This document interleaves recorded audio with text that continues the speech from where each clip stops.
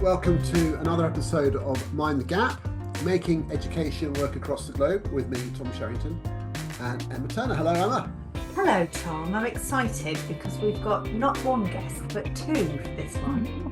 I know, double header, because we have got magnificent authors of a book which I think is superb, Secondary History in Action. And they're I think you're here representing the whole team possibly, but you're also here on your own right. So we're really pleased to welcome Catherine Priggs and Hugh Richards. Welcome.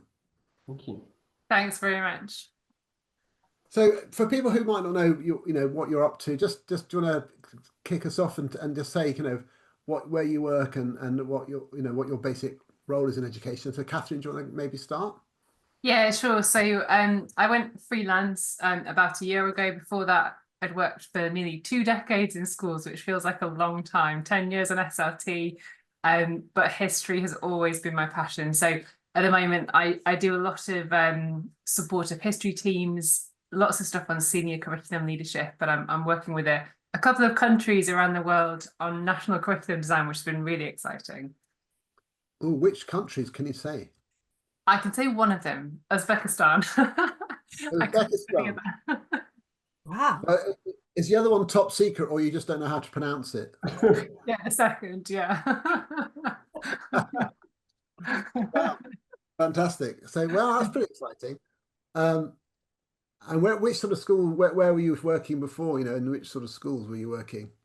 So, a big range. So, my last school was a grammar school, and I went to that school because I started as a director of teaching school. So I was leading on school-to-school support across Bucks, and then leading the teaching school hub there as well on CPD, but had an AHT role. And before that, I was assistant head teacher in Basildon, so very different context.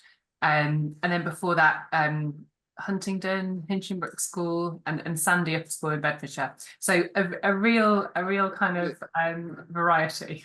Oh, superb. And Hugh, what about you?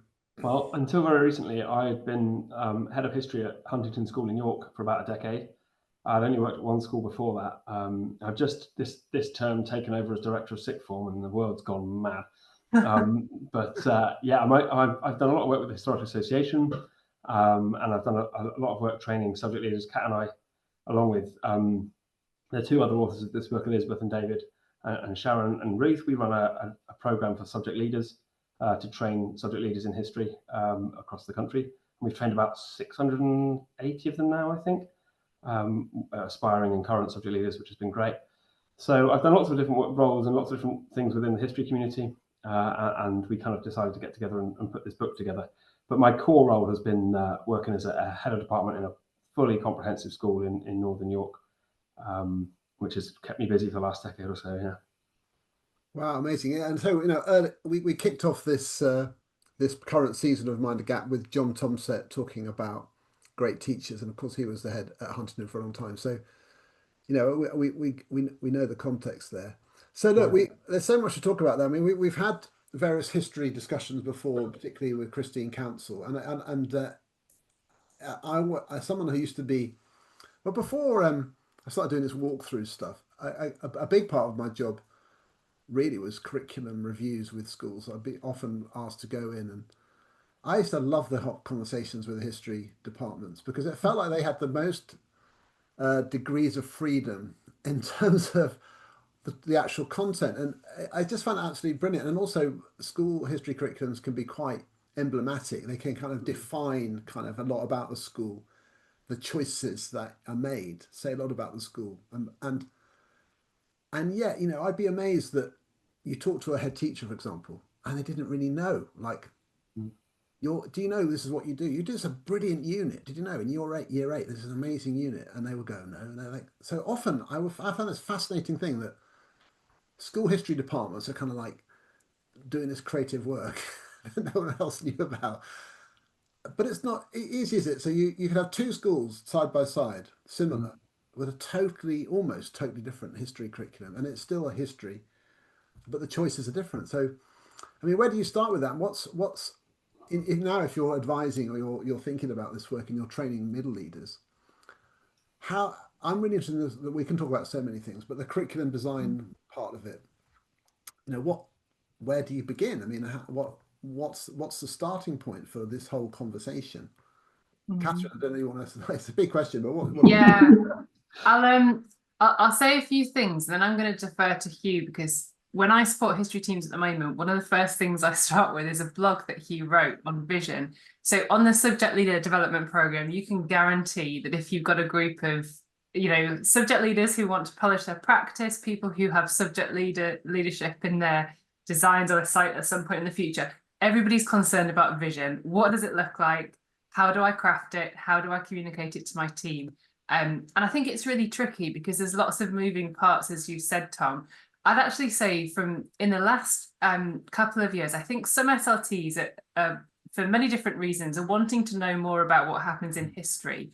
I'm supporting one school at the moment who have issues with, I guess if I'm being really kind of broad, inclusivity and tolerance, and the head teacher is therefore taking a real interest in what the history department are doing, because he sees that subject as absolutely instrumental in driving forward whole school values. But I think in terms of starting with vision, you need to always stay true to the discipline. So you need to understand, by the end of the curriculum, how do I want my pupils to be changed by the curriculum? And that requires a level of disciplinary knowledge about the subject and how it operates. And I'm sure we'll come on to conversations about different types of knowledge later on. But then you also need to think about the context of your school and what you want to do for that particular community. Well, I personally think this, and there's disagreement, I guess, in the history community about how far some people would go with this. And I think for me, the baseline is you can't have a curriculum that just reflects your school community. You have to present difference to pupils in your school. But yeah, in terms of actually kind of crafting that vision statement or whatever you want to frame it, it's tricky, and heads of history struggle with that, particularly so within maths, where it might be more defined for them what their content is. So there's less choice or less flexibility. Hugh, I don't know if you want to give any advice from that piece that you wrote a few years back. Well, I think this issue of choice is huge. I think one of the things you have to be is you have to be comfortable with the fact that you're not going to cover it all, and you can choose any topic and teach it at more or less any level. So you can make things more or less complicated as suits your curriculum, but there isn't a hierarchical progression of knowledge like there is in some subjects. Strangely, and history is not very common for this, but I've taught A-level history my whole career, and we can take students who haven't done a history GCSE simply because they've come from different feeder schools, they've all done different things at GCSE, so that we have to start from scratch even at that level. But in terms of designing a Key Stage 3 curriculum, or even a 5 or 7 year curriculum, you have to be quite comfortable with the idea that you're not going to teach everything. However, as Kat was kind of alluding to there, this comes with you're making a series of kind of decisions about who you include and who you exclude, and that isn't ever a comfortable process.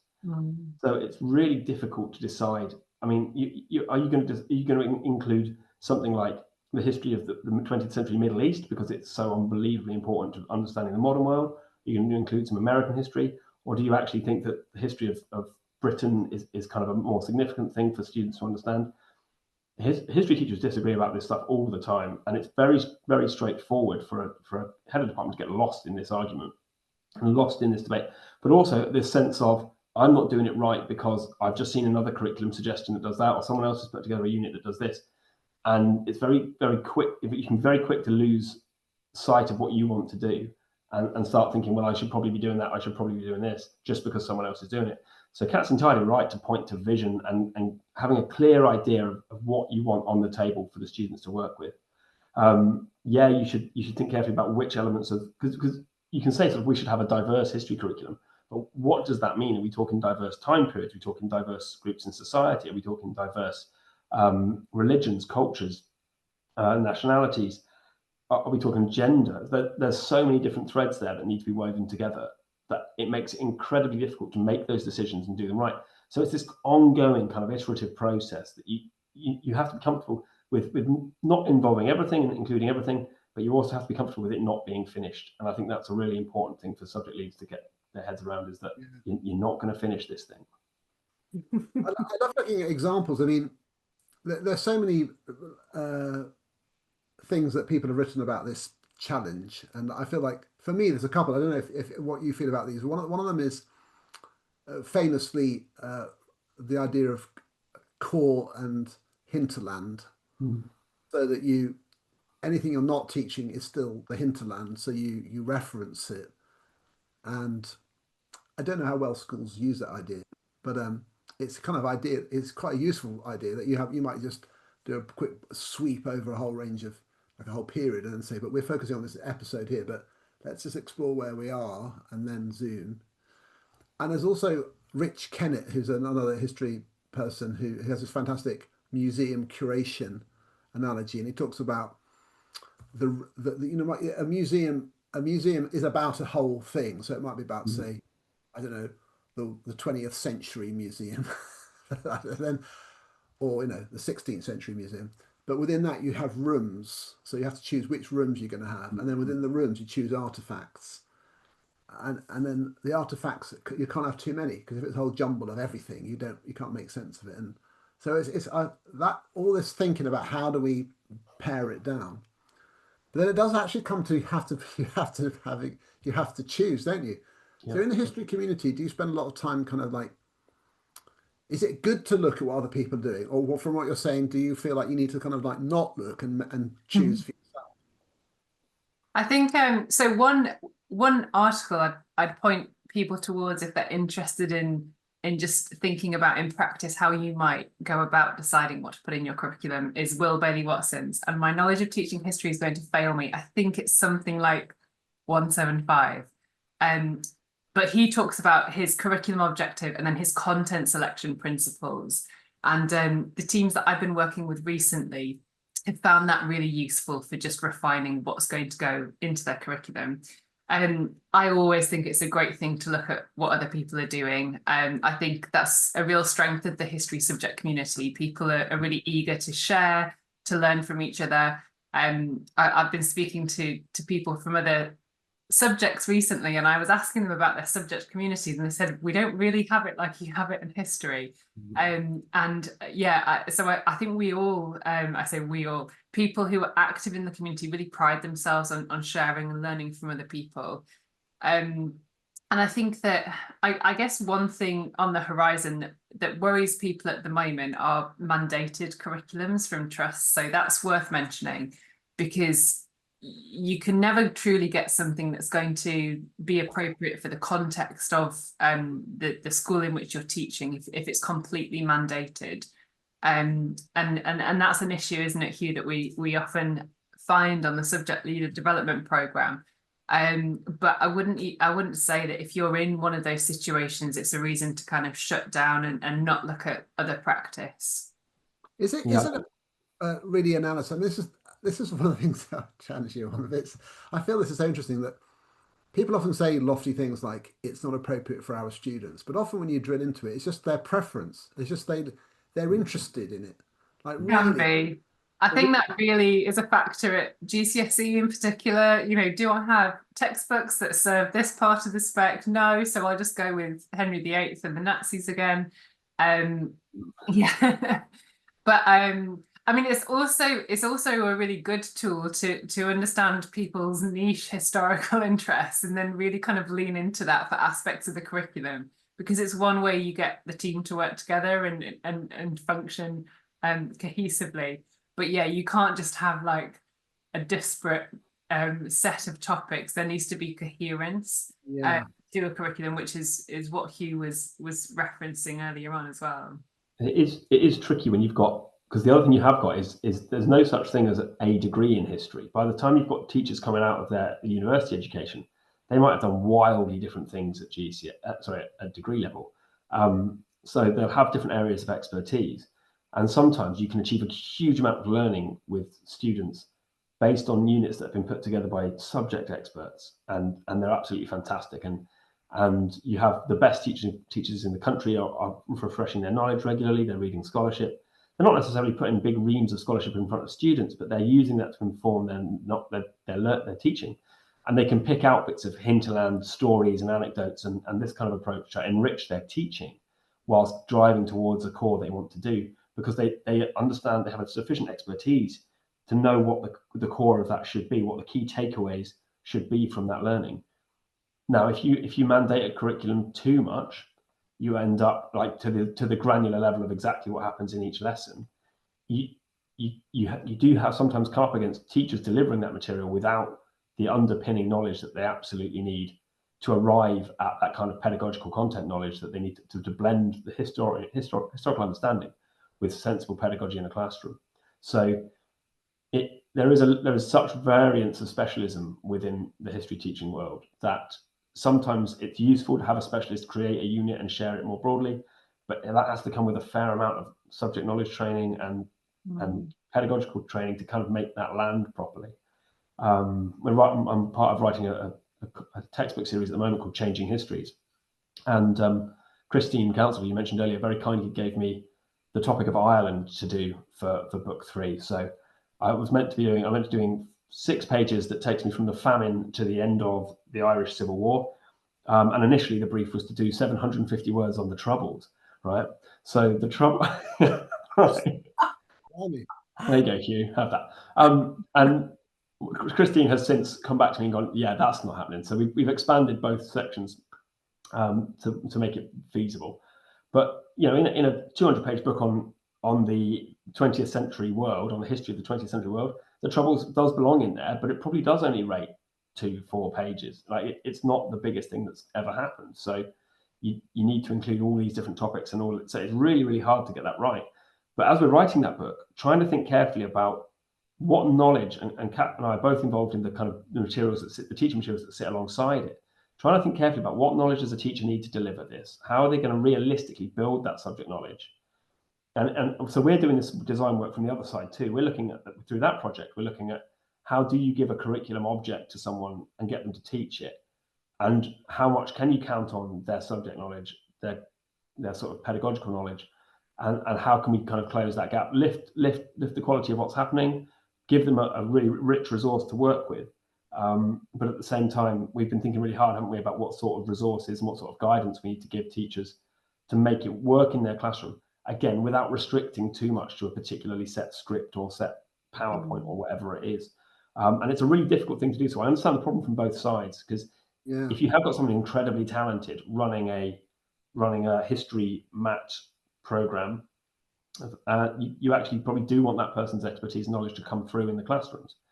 But to do that, you need a team of teachers who have that historical knowledge to do it. So it is more complex perhaps in history than some other subjects where you actually have got that range. I think it probably is. Emma, you know all about this from the primary end, don't you? Yeah, I'm just thinking it's really weird. It's like the other side of the coin, like the complete flip side, because we often say in history and primary that it's the most prescriptive part of the curriculum. I refer to it as the awkward sausage, because it's got the least academic flexibility in terms of what we have to cover. It's really, really prescribed. You need to do this, and this. And whereas other subjects like art or design or even the English curriculum doesn't tell you which books to read or whatever, it's so prescriptive in the primary curriculum. And I don't know whether that was because it was intended to be taught by generalists who might not have the time and space to have that deep conversation that you were just talking about. But it's almost like we have to start with the prescribed bits and then reverse engineer in the vision, because we've got to get through an awful lot of Saxons. There's a lot of Saxons going on. You've got to delight in a lot of Saxons. I do wonder at some points with the primary history curriculum if we just picked some of the driest parts of history and said that'll do for the 7-year-olds. Off you trot. Well, it's very interesting. There's an OCR for the OCRB GCSE. There's a WhatsApp group that ticks along very rapidly, and every now and again a topic will flare up. How do you guys teach the Vikings? And all hell breaks loose for a couple of days, and people write completely different approaches. And I think that probably is the difference between generalists and specialists in the subject, because I would imagine I could put the primary curriculum in front of. We could get a conference out of that without batting an eyelid, right? We could put series of journal articles together about completely contrasting ways to deliver that curriculum. But you don't have that specialism at primary school, and perhaps you shouldn't. You don't want to get into the weeds on that stuff necessarily, because as you say, you do need to make it deliverable and manageable. And if you've got to get through the content list, which the national curriculum at primary is huge. And it's interesting as well, because there are spaces to do that personalisation and that vision part of it in primary. And I'm just thinking about the coherence of a child moving from primary to secondary. And there will be more areas of commonality across primary potentially than there would be in secondary maybe. But I'm just thinking that in primary, you might have a child that's met, I don't know, ancient Egypt when they were a year 6, but you could also have a child that's met it when they're in year 3. That's knowledge retention and understanding and complexity of the subjects. It's fascinating, but it was really interesting to hear you say that you start with vision and then move towards content, whereas in some ways, because of the prescription of content at primary, we have to start with a lot of the content, look for the wiggle room so that we can then put in the vision that we want for the academic discipline itself, but also then the core values of the school that you're trying to drive through, which I think is what you were alluding to as well, Catherine, that schools are taking more of an interest in what the history department are doing in terms of driving the vision and values of the school. Yeah, and it's always a tricky one, I think, for a head of department, and I think actually that the comments about vision are for subject leaders. Obviously, team members need to understand the vision that they are implementing, but I think heads of history in particular will kick up a fuss when they feel as though their subject is being distorted and they're not being allowed to teach the discipline properly, and I'm in full support of that. I think one thing that's probably worth reflecting on from what you were saying, Emma, and you mentioned it before, Tom, is just the role of hinterland knowledge in a history curriculum and why it's so important. And Johnny Grand wrote a blog in 2022, which is an absolute godsend to any teacher who wants to just understand hinterland. And I love how it doesn't begin with an abstract, it just dives straight into talking about humanism in quite some depth. And he basically, when he's looking at the relationship between the two, and this is something that we explore in the book, he argues that hinterland is core. So you're only going to be able to reach those core propositions if the hinterland has been rich enough to build worlds for pupils and to enable them to situate those core propositions in the past. And I think, Emma, that when you've got non-specialists teaching history, that's really tricky, because you might not have anecdotes to hand or comparisons to make, or a particular source that springs to mind when you're teaching a particular topic. And those are the things that bring it alive. So yeah, there are increasingly so lots and lots of non-specialist teaching history. I'm supporting a few at the moment, and I think this is a big problem, because it does end up being, okay, well, it seems as though every single thing in this textbook or on this PowerPoint needs to be learnt, and I'll do a 50 question multiple choice quiz at the end of this lesson to make sure they have remembered all of the curriculum. So understanding what can be taught but also forgotten, I think, is a really key part of a history curriculum. I've seen various history teachers talk about this concept that you sort of build a framework for understanding the past, broadly, through exploring some specific details in any given moment. But if the details can fall away, as long as your kind of backbone of understanding is intact about causation and all these other principles. I actually want to just refer to the book a bit more explicitly that you've just written, because there's so much in it. We could just, I feel like we could just talk about history here, but let's just because come on, this is part of the inaction series, and Emma's editing the primary series, which is starting to come out after Christmas, 2026, and the secondary one is kind of like all blazing. This is the history in action, so it's written by you two, but also David Hibbert and Elizabeth Carr, and so obviously a collaboration of 4 people. I imagine it was quite complex to organise. Having collaborated with people before, so who does what? But it does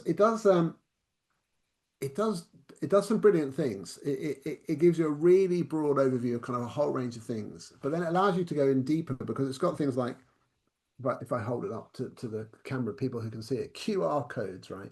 Click on the QR code about, say, cause and consequence, the disciplinary concept of that, and then you can link into all these historical association articles and so on. So the book is like a sort of portal into these sort of multiple other sources. It's absolutely amazing.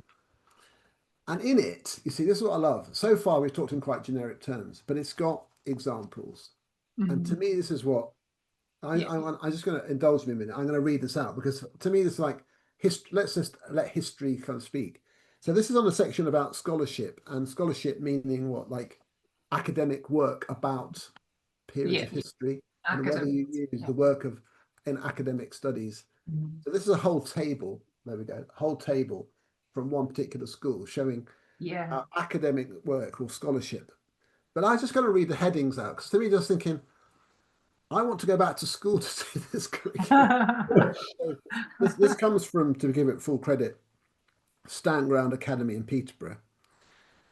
The first in year 7.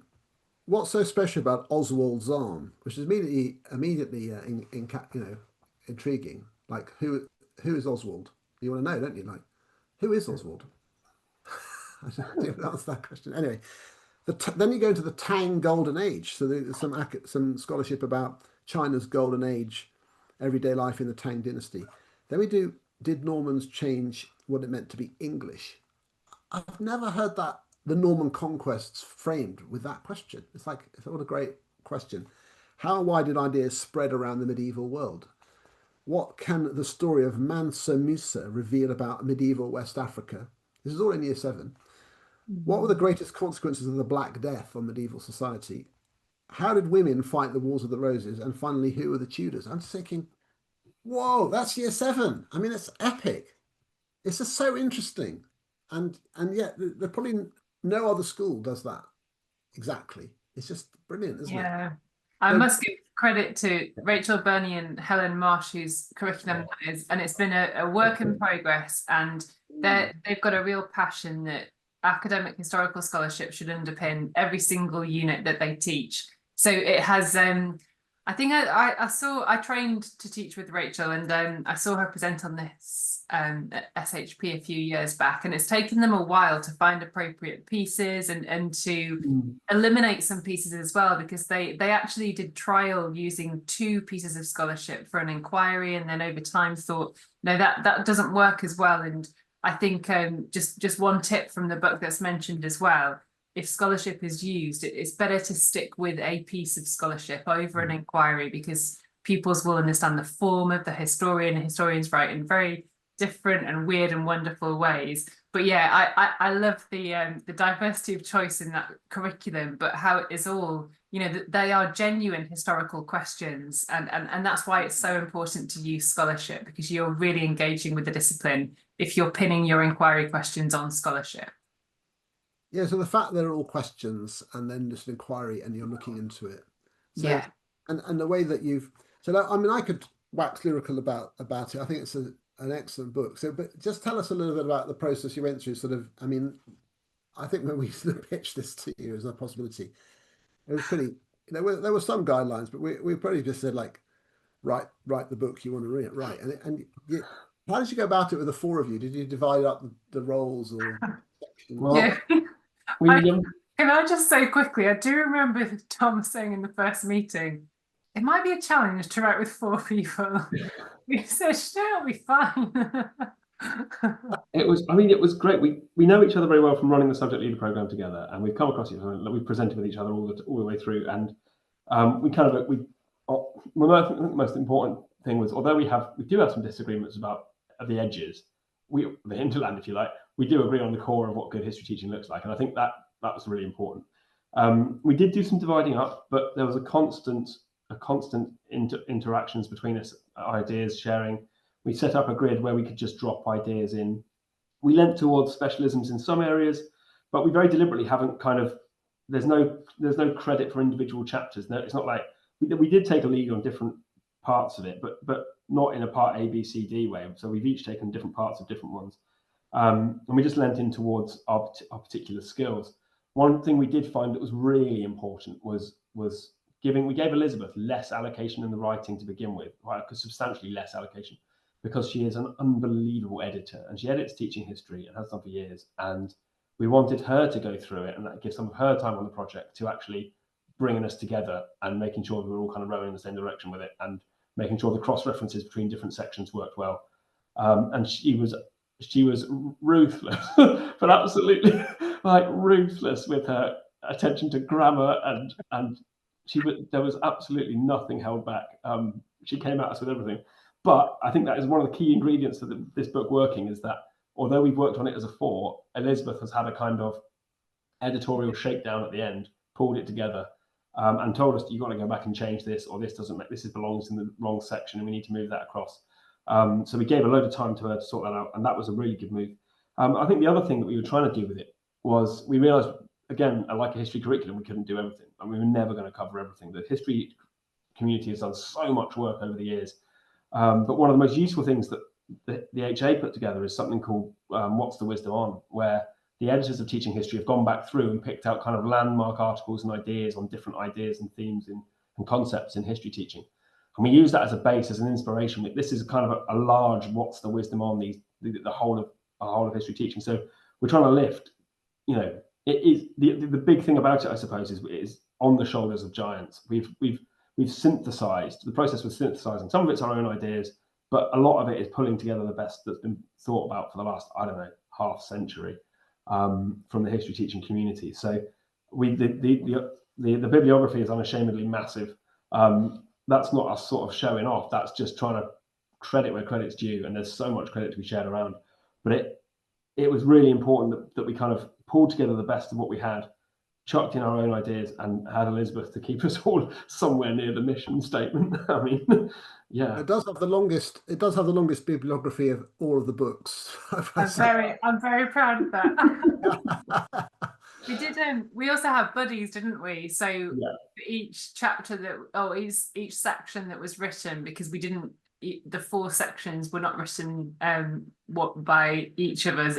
We split it up more prescriptively, but then we buddied each other. So we'd ask each other questions and we'd look at drafts, and that worked really well. That was a kind of a way to manage there being so many different authors. We also have a WhatsApp group that at times was really intense. Yeah. We know each other well enough to disagree quite strongly with each other, and we kind of But the buddy system works. There'd be things that I'd show Kat or David and be like, "Is it ready for Elizabeth now?" And then yes, okay, let's chance our arm. What are some of the things that you disagree about? I was just about to ask that. I was just about to say, what did you fall out about? Come on. I mean, like, in say, academic terms, or in terms of, are there fundamental, what's, because that will represent other debates a bit. Like, what sorts of debates are people having that you're trying to sort of navigate in the book? Well, I suppose one of them, I mean, let's just cards on the table. It's a bit unfair because I'm going to pick an example of something I disagree with Elizabeth about, and she's not here to defend herself, but she's a brain the size of Brazil, so she is probably right. But there's a thing where, what sort of outcomes do you want? When we ask these lovely inquiry questions, and the end of that unit should be somehow answering that inquiry question. And what does a good outcome look like?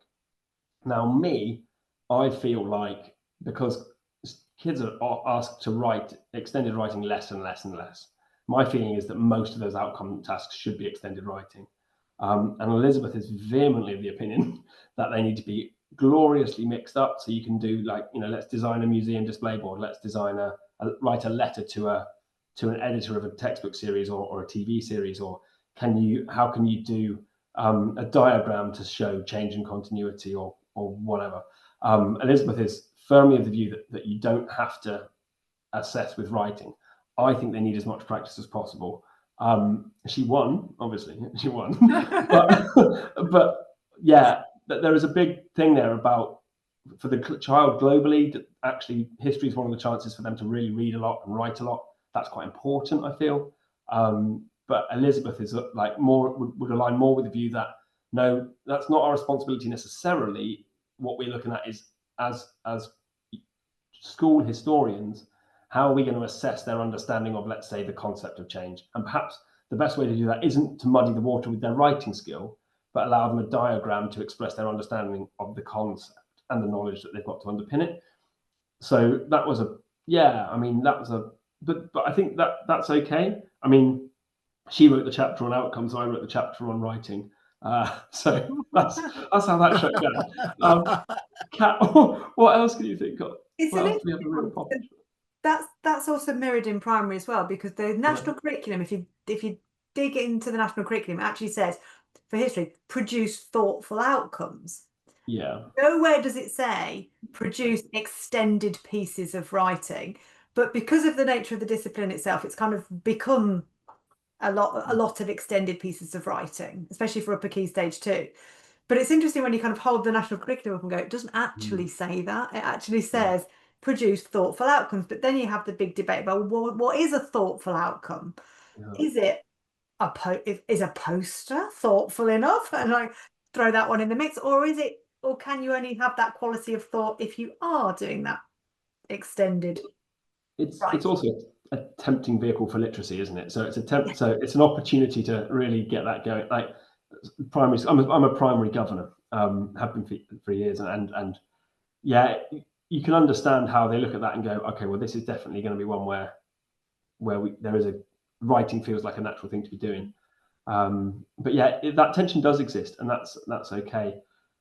Again, Elizabeth would say, do you know what, thoughtful outcomes, the quality of thought, you can set a really challenging diagram task. And to be fair, right, total honesty now, book 2 of the Changing History series, I wrote the chapter on Josiah Wedgwood, and the outcome task for that inquiry is it's a change diagram. So, right, I'm a hypocrite, I'm almost certainly wrong. But it's a good example of tension. I was thinking of this too when you. I disagree with myself, but that's about the circles of hell we've got to. Kat, any other examples?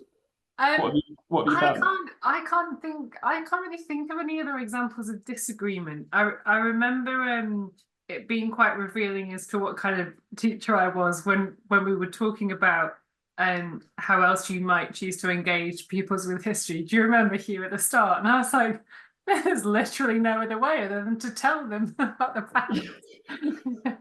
Yeah. Tell them stories. But there's page 130 and 131, just to pick up on what Emma said.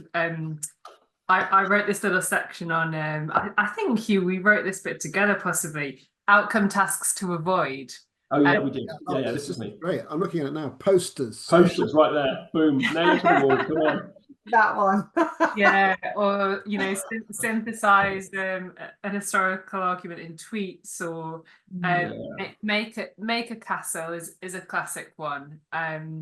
So we talk through outcome tasks that really inspire historical thinking and those that do not. And I think, Tom, to go back to something that you said probably a long time ago now in this talk, we started with the principle that we weren't going to say anything without giving exemplification, which we mentioned in the introduction. And I think that's really important. And then also, just to pick up on what Hugh was saying about his disagreement with Elizabeth, that's very reflective of the history subject community. Yeah. So assessment, I think assessment was probably the trickiest part of the book to write, because there is no consensus on what assessment should look like. It's a really thorny issue in history. So we wanted to credit kind of all views within the history subject community. And I think that's probably one of the trickiest things that we found writing the book as a whole, making sure that voices that we thought were authentic and relevant were being heard. And there are some debates where we had to kind of dial down some things or really emphasize things. I feel like we've come away, but I still come across it, and there's always a lag. But it's not so long ago I was in a school. I say it was 5 years ago, probably. So even things have shifted then, probably. But I went to a school where I was, supporting across the whole school, and I've got sort of lay person's knowledge of most subject areas, and I've had plenty of conversations with history teachers and so on. So I was watching a lesson where there was just one of these sorts of source analysis questions, right? And there was a source on the board. It was on this thing, and it was like this beautiful shroud. It had crosses and angels and stuff going on, and it was year 7, and the teacher was saying, so what do you think, this is about? What do you think we can learn from this source? And I was asking them around, and they didn't have a bloody clue. Like, it was just No. thing. And I was Yeah. saying to them, like, when she explained it at the end of the lesson, like, a lot of guess and faff and not knowing, and then the reveal. I was like, well, that was a waste of time. Yeah. I was gagging for her to tell me right from the beginning, this is a thing and this is what it shows. But it was a sort of map of the world, and it had religious significance and symbolism. And these are kids who didn't know the difference between Protestants and Catholics, and yet all the story, and I just thought, and I had this conversation with her. I said, I'm really fascinated by this. I tried to be all sort of, interested and ask questions. But she just said, the thing in, she told me this directly. She said, the thing in history is knowledge doesn't really matter. It's just, we're teaching them the skills. And I just thought, Yeah. oh my God, like, The non-debate. where have you been? Where have you been? Yeah. But I mean, that to me is an amazing thing. I think you're being quite kind there about things to avoid, like, the posters and the making. Well, I was tiptoeing around it. Meanwhile, Catherine was loading up a double-barreled shotgun, going, "There, let's go at the posters." I have another WhatsApp chat going on with Rich Kennett and Mike Hill, and Mike Hill is an absolutely forefront of thinking about history, curriculum, and design at the moment, and pedagogy. I think he's absolutely brilliant. And so often we will see a resource shared on Twitter, and because he's a lovely guy, he doesn't go straight for them in public, but he'll share them and go, "What do we think of this?" And he thinks one of his little catchphrases is just tell them. So start by telling them a little bit more about it, and allow them into the excitement of knowing more about the past. And if you're going to start doing, and one of the problems I think is the GCSE curriculum setup is totally obsessed with source inference and getting marks from inference. So people kind of try and short circuit that and go straight for the inference lower down the scoring. Doesn't really help. I think there's a strong case for an anthology of sources at GCSE. I'd like to see that as something that you work with and then take into the exam with you. But I also think that just telling them sometimes is really powerful, and talking them through something and unraveling the mystery of them. And some of the best history documentaries on TV will go, look at this picture, here's this, here's that.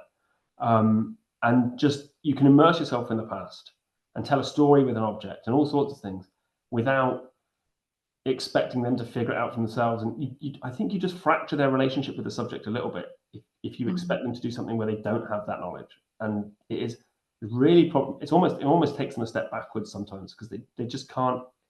You think it will engage them, but it often actually doesn't, because they can't engage with it. And it's often a good sign that the curriculum lacks coherence, because if something's a complete shock and they've got absolutely no idea what's going on in the lesson, then what's been happening in the few lessons before or the few weeks before, it shouldn't really be a massive surprise. But yeah, I think that practice is quite common, Tom. And I know that Mike has quite a controversial view that we shouldn't have sources at all on GCSEs. I'm quite persuaded by that, to be honest, because when you try to reduce something to a gobbet that's seen cold, because essentially, Tom, what you just described is what many pupils will face when they go into GCSE exams. So without that contextual knowledge to really place the source in its historical world, it's really difficult to make meaning of it. It also doesn't mirror what historians do. Like, no historian goes, right, I want to research about this the stuff. opposite. Let's go straight into an archive. They will read any secondary stuff before they go anywhere near an archive, so they have a clue what they're looking at. I'm just giggling to myself, thinking of every history documentary I've ever watched. Can you imagine if the presenter just went, "What do you think this is?" Yes. Yeah, we'll tell you at the end. Well, I've 10 minutes to work this out, talk amongst yourselves, and then I might tell you. One of the things I like, as well as, I love little nuggets like outcome tasks to avoid, but you have this thing about like pedagogy. I don't know if, I can remind you if you don't have the hand, but you basically have 3 themes. The whole chapter is called "What is and isn't instructional teaching in history classroom," and there are three main themes. I mean, do you want to run through them? Because I think something that's clear and well structured is that with three key themes. It's like nice and meaty to hang on to. And when I read that, I just thought that's just brilliant. Like that feels like really tangible. And so, what do you want to go through? What those are? Yeah. So 75. yeah. I must I'll credit the titles of the three themes to David. So David and I wrote this chapter together, and this was actually a tricky chapter to write because instructional teaching in history, I think, means different things to different practitioners. I think this is one of the chapters that we said, Mike, please read this and just tell us if we've got anything wrong. Because Mike's the king of instructional teaching. But yeah, so our themes are that history is rich in story and it cultivates curiosity. So it builds on this idea that in order to, see complexity within the past, pupils need to be immersed in that historical world as an access point, so that they need really rich hinterland knowledge. And story is one way in the history classroom, not stories, but use of narrative can really carry pupils' curiosity, but it's also a good way to actually practice instructional teaching. The second theme, instructional teaching supports students with effective scaffolding. And I think we used one of your examples in this part of the chapter, Hugh, your spider planning diagram that was very elusive at the editing stages and held up the book for some time. Yeah. We ended up grabbing it from another in action book. We ended up grabbing it from Cognitive Apprenticeship in Action. We were like, I know where it is. It's in there. But yeah, so in the history classroom, and I think it's really important to say that I really like this part of the chapter because it shows what scaffolding is in history. And I think if you start with what scaffolding is in a generic sense, you don't really access the power of modeling historical argument. One of the best ways, I think, actually, that you can scaffold for pupils in the history classroom when you're reading something out, so be that a really rich piece of text from scholarship or from changing histories, for example, is to just pause and ask questions and prompt them to think about what historians might have been thinking or what questions they were trying to ask. So scaffolding thinking and then gradually kind of removing scaffolds over time is what that theme talks about. And then the third theme, instructional teaching, is attentive to knowledge. These are beautifully worded. You can read that and you know that's David Hibbert. And there are 5 steps to doing this. So establishing the core, and I think this comes at planning level. So agreeing across the department, what are the core propositions that pupils need to know by the end of a year, by the end of a key stage, by the end of the curriculum, seeing the 3 key stages if they're taught in your school as a package, then mapping out the hinterland in broad terms. So what's going to enable access to that core? Planning for that to happen in the classroom, engaging students in hinterland tasks, and then being responsive when you see misconceptions arise or when you need to make meaning of something in a particular way. And that could also mean, hang on, they haven't understood that word, so this part of our curriculum last year isn't working and we need to go back to it. And that's the chapter as well that also references walkthroughs that would enable teachers to actually practice these things in the classroom. Yeah, I mean, it's brilliant. I mean, obviously, anything with 5 steps clearly is obviously the correct way to frame it. But it's good. So to me, that's like, and again, for people who are into that way of thinking, and I feel that comes strongly through the history community that you perceive from the outside, like those 3 things: the story. And you talked to Christine Council about this. I mean, and she reads out. I mean, I remember I read out one of her stories when she was on our podcast, because it's just like, yes, this is amazing. And I mean, things like, I don't know how useful it is in a teaching context explicitly, but the rest is history podcast to me is just, it's electrifying. I mean, you've got 2 people on that podcast who are so enthusiastic about history, and it's the stories. And so I'm just thinking about, I don't know, recent episodes about Ireland, say, or about the brilliant Battle of is it at Canide, as you say? Is that how you pronounce it?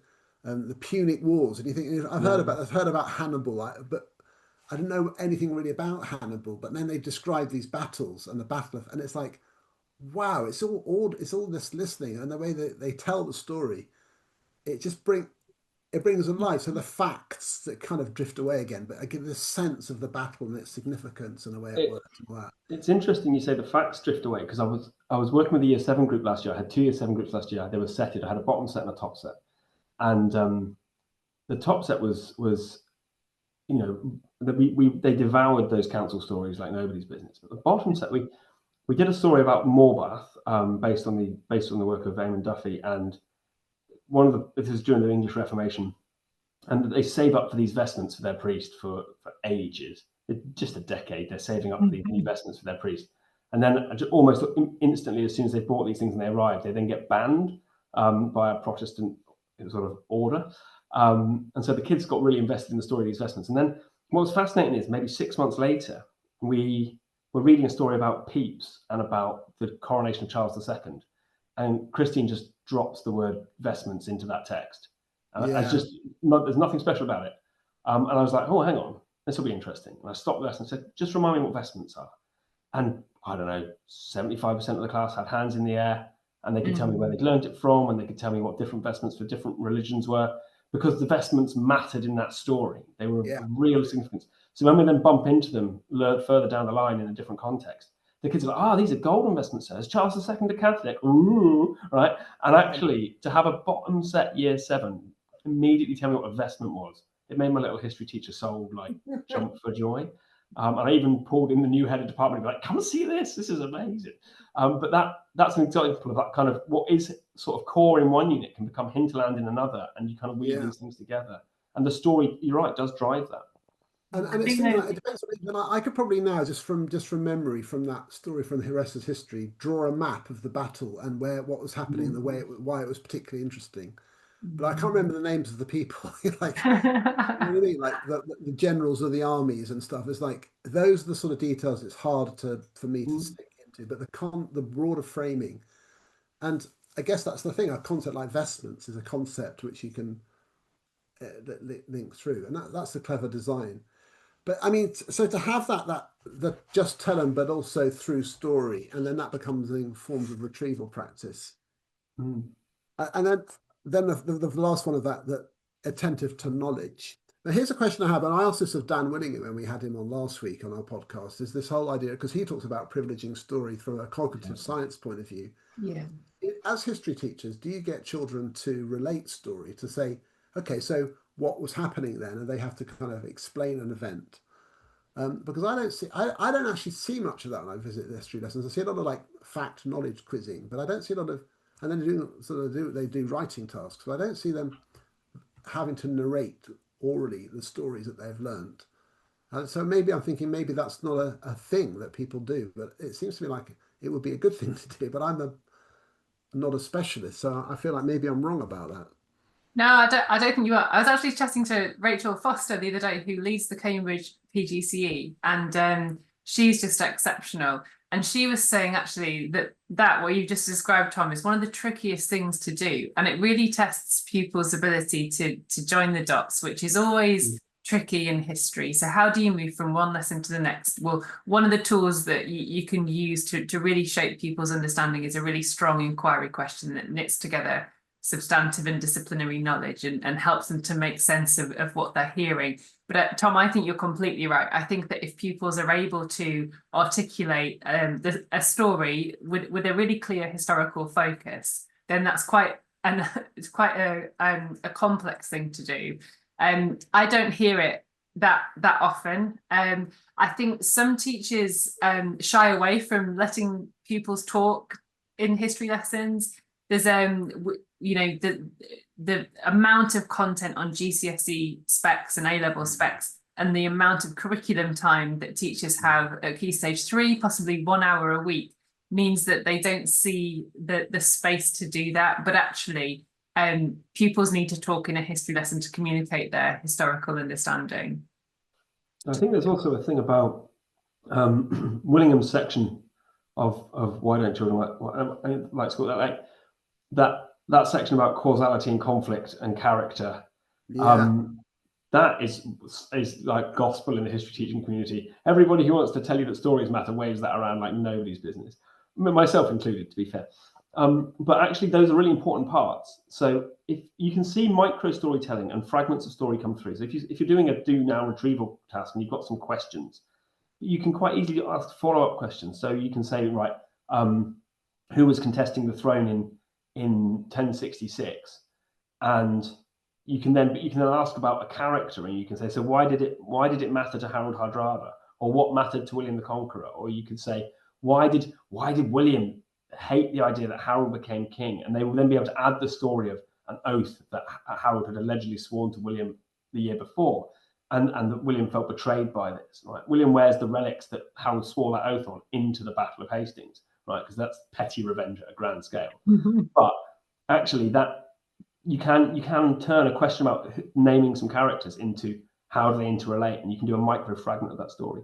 So you can ask them to remember how the story fits together, and that can be really, really powerful in activating that prior knowledge, but also like bringing them back into the lesson, bringing them back into the world, into the imagined space of the past. So I think it's crucial that they do tell those stories themselves, even in a fragmented way, or as a class effort. So your first question in that quiz is the first part of the story that you did last lesson, and then you move on to the next bit. Who can pick up the story now? And you just sort of, you can do it from there as a team effort. I think just as you're talking, one really important caveat, I'm sure Hugh agrees with this: don't tell stories in the first person. No. You still see it on exam papers, on particular questions, and obviously having empathy with people in the past is an impossible task, and it can be quite inappropriate from some of the practice that I've seen. So not in the first person, at a distance. So telling the story, but removed. Yeah, of the character, not by the character. Because you just want to inhabit their mind. I do agree with that. We agree with it. Hey, that's nice. Imagining your Harold at the Battle of Hastings then, and how it felt to. Yeah. I think where there's evidence, where we have evidence of what a character thinks. So if we've got letters that they've written and we can find their voice, then we can share that with students and say, look, obviously when it comes to Norman conquest, we've got about 7 sources for the whole shebang. So we're doing a lot of guesswork. Yeah, we've got a lot of, we're guessing, and we're filling some gaps.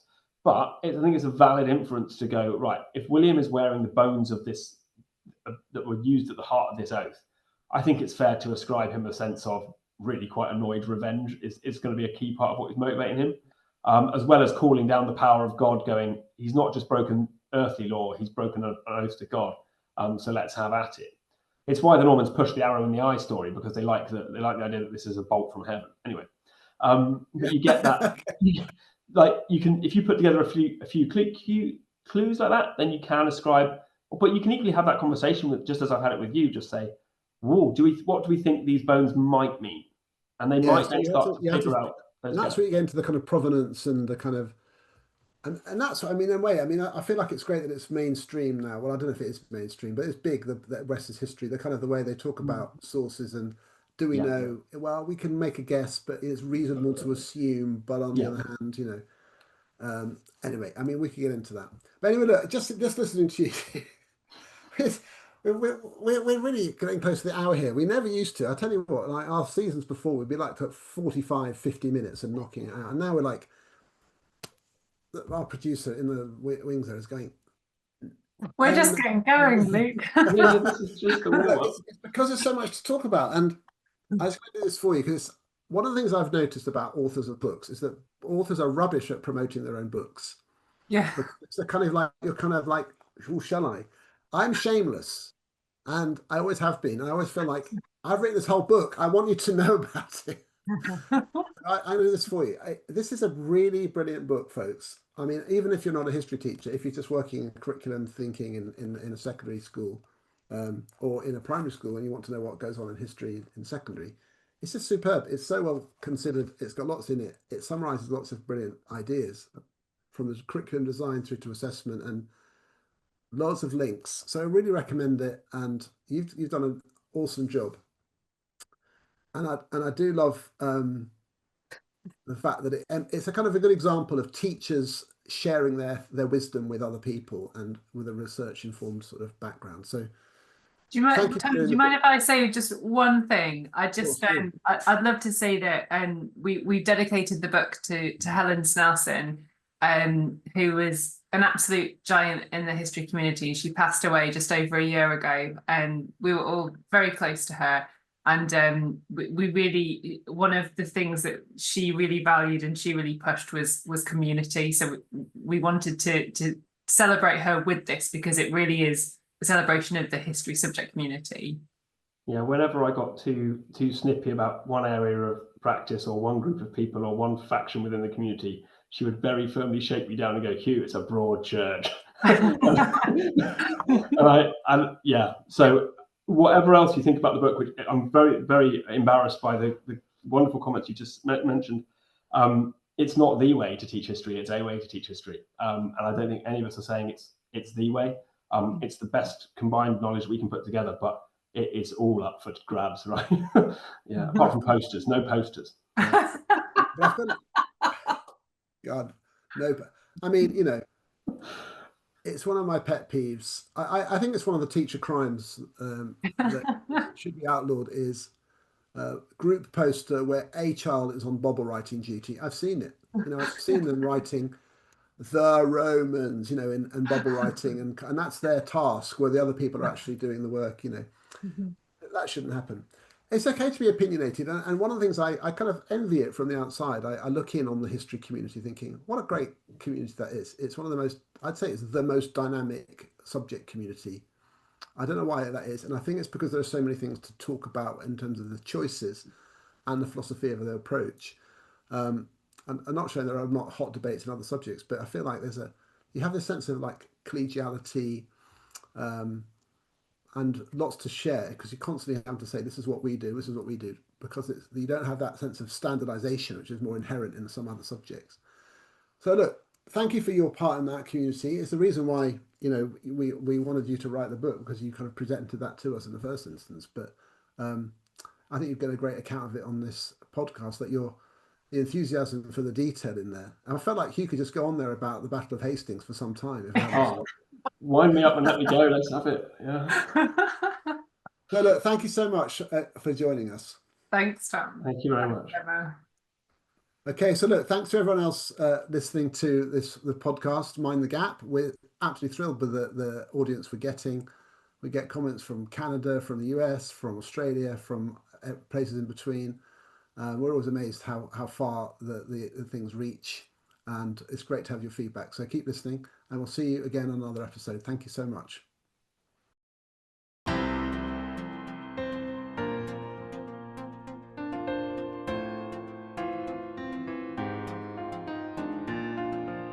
Thank you for listening to Mind the Gap. I'm Emma Turner, and I've been presenting with my co-host Tom Sherrington.